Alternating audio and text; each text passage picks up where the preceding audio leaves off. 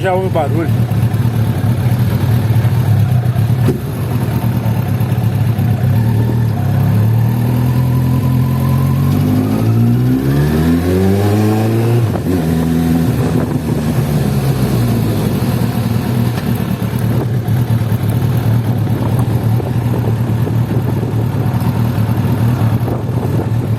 A pressão que tem que é em cima ali do cabeçote, barulho, cara.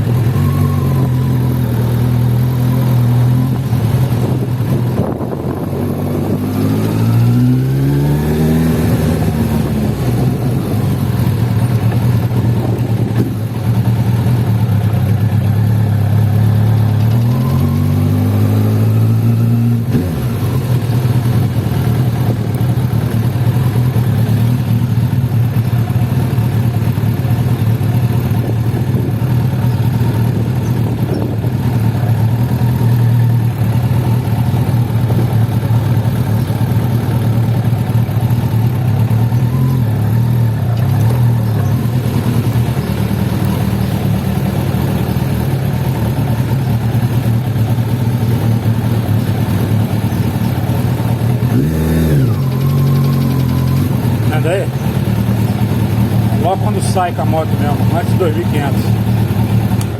Antes de 2500. A impressão que tem é que é em cima do cabeçote aqui, cara.